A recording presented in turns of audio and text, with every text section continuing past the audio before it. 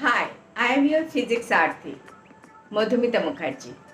I promise a better scoring in your physics. चलो अभी मेरा क्वेश्चन नंबर 3 देखते हैं. This question number 3 is important. ये 2 बार आया था. 2005 में थोड़ा सा लैंग्वेज चेंज करके एक ही क्वेश्चन आया था. 2013 क्वेश्चन नंबर 3 क्या बोल रहा है? The ratio of longest wavelength corresponding to Lyman and Balmer in hydrogen spectrum is option is 5 by 27, B is 3 by 23, C is 7 by 29 and D is 9 by 31. पहले तो Lyman and Balmer सीरीज एक बार देख लेते हैं. If this is Lyman, n equal to 1. This is Balmer, n equal to 2. If it is longest, तो energy difference must be less. हमने देखा था delta E is inversely proportional to lambda. देखा था कैसे देखा था? Delta E equal to h nu equal to hc by lambda. So delta E is inversely proportional to lambda. आपको बोला है लॉन्गेस्ट, लैम्डा लॉन्गेस्ट है तो डेल्टा ई सबसे छोटा होना चाहिए. तो लाइमैन सीरीज के लिए definitely from this to this आ रहा है सबसे कम डेल्टा ई. ऊपर अनदर लेयर है n equal to 3. n equal to 3 से डेफिनेटली आ रहा है n इक्वल टू 2 पे to give longest Balmer series. So this is longest Balmer. This is longest Lyman. ठीक ना? This is मेरा longest Lyman. This is मेरा longest Balmer. Longest क्योंकि energy difference is minimum in this cases. ठीक है. तो मेरा ट्रांजैक्शन होना चाहिए n equal to 2 to n equal to 1 and n equal to 3 to n equal to 2. This much is clear. अभी n के साथ लैम्डा का एक रिलेशन चाहिए. n के साथ लैम्डा का, n के साथ लैम्डा के साथ e का एक रिलेशन मुझे दिखाई दे रहा है. e के साथ लैम्डा का. अच्छा, थोड़ा सा मैं कुछ याद दिलाने की कोशिश कर रही हूँ. Just see whether you are in tune with me. E means energy. Energy का एक फॉर्म है हाफ mv स्क्वायर. अच्छा, ये तो total energy, kinetic energy plus potential energy लिखती हूँ. मैं पूरा डिडक्शन नहीं कर रही हूँ, हाँ छोटा करके बोल रही हूँ. दिस इज तो half mv square plus potential energy whatever. Kinetic energy तो हाफ mv स्क्वायर आप जानते हो. आप ये भी जानते हो v is proportional to, rather inversely proportional to n. Do you know this? छोटा सा. तो मैं एक चीज बताऊं. So v square is proportional to 1 upon n square. मेरे पास v square है तो काइनेटिक एनर्जी जो भी है एक कांस्टेंट होगा लेकिन 1 upon n स्क्वायर जरूर होगा. अच्छा, पहले दिस चीज कैसे हमने किए थे? Centripetal force mv square by r equal to electrostatic force k square by r square. r निकल गया. v स्क्वायर क्या हो रहा है इधर से? v square equal to k square by mr. Both seconds postulate. L equal to mvr equal to nh by 2 pi. इधर से v ले लो. इधर से v कितना आया? nh by 2 pi mr. v square divided by v कर लो. v square divided by v k square by mr into 2 pi mr by nh. mr निकल गया. रह गया 2 पाई k square divided by 8 into 1 upon n. So this set to be v is, if entire thing is a constant upon n. So V is proportional to 1 upon n. Clear?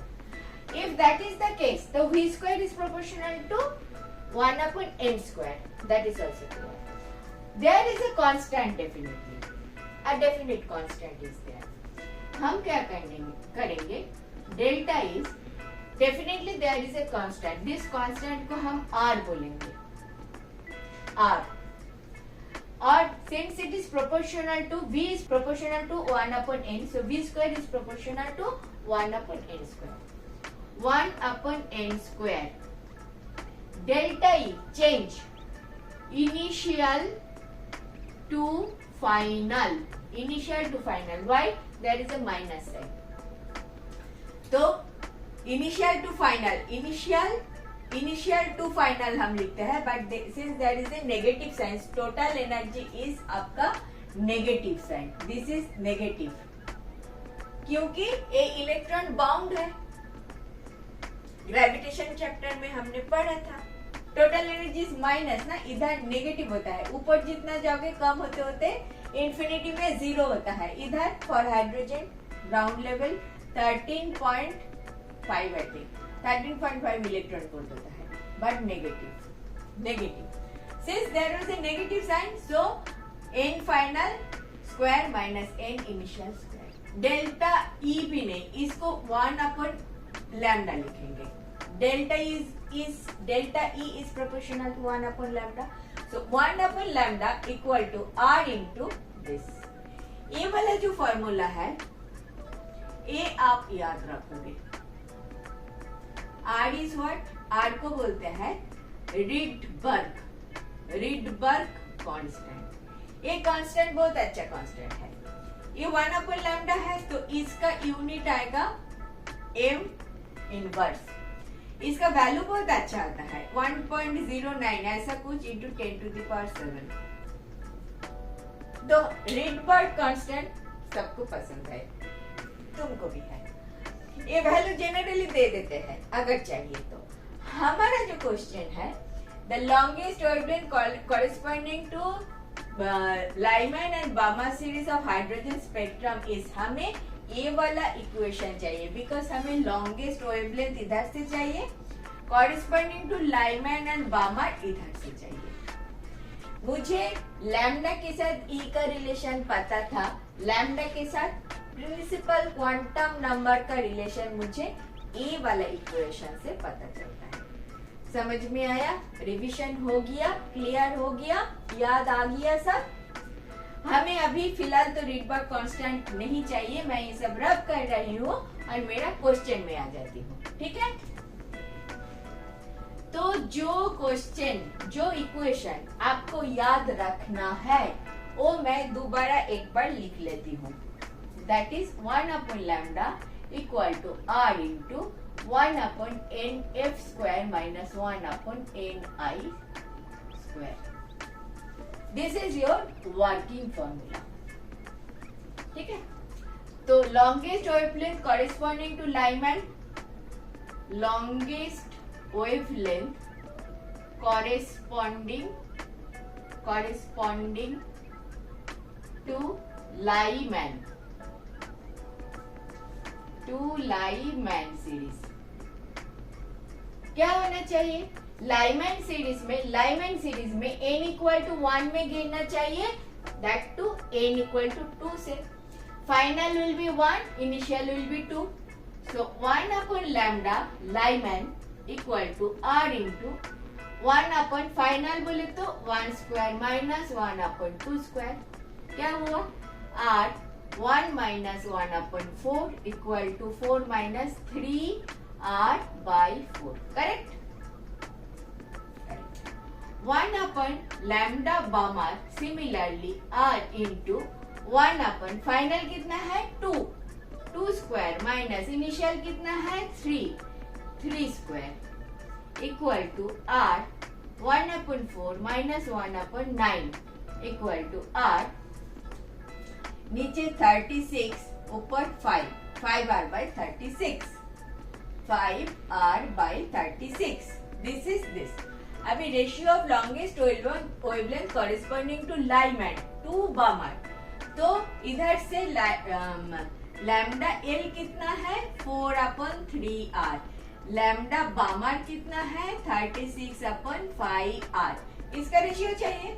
Therefore, lambda L divided by lambda Bamar equal to 4/3r, 5r divided by 36, r निकल गया 4 9, so 5/3 9 27, 5/27 is your correct option। आपको ये वाला जानना जरूरी है, rather ये वाला formula 1/lambda equal to r into 1/n² minus 1/ni²। मेरा क्वेश्चन नंबर 3 में पहली बार ये वाला इक्वेशन आ रहा है, इसीलिए मैंने थोड़ा सा डिटेल बताई। डिटेल क्या बताई? डिटेल बताई E से mv² समझाया। डायमेंशन अगर देखोगे तो E डेफिनेटली v² का डायमेंशन में आता है। v is proportional to 1/n दिखा दिया, so v² is proportional to 1/n²। 1/lambda E से आता है, ये डेल्टा E by hc करोगे, बिकॉज देखो delta E equal to h into nu, correct, hc by lambda, so 1/lambda equal to delta E divided by h into c। ये जो delta E divided by h into c, ये वाला पूरा चीज को आप ऐसे लिखोगे r into 1/n²। These are constant is called Rydberg constant। Rydberg constant का वैल्यू मिलना बहुत आसान है if you are ready to do some multiplication। इसमें Rydberg constant निकालने के लिए आपको E का वैल्यू लगता है e⁴ times m, E mass of electron का वैल्यू लगता है, एप्सिलॉन नॉट का वैल्यू लगता है, H प्लैंक कांस्टेंट का वैल्यू लगता है, इसके साथ और कुछ मल्टीप्लाई करता है, ये सब करके R का वैल्यू निकल जाता है। करके देखना, करके नहीं देखोगे तो दिस इज गुड इनफ, इससे बहुत सारे प्रॉब्लम सॉल्व हो जाता है। Okay, clear? नेक्स्ट देखें। Thank you for watching. I have explained last 20 years questions like this. If benefited, do watch.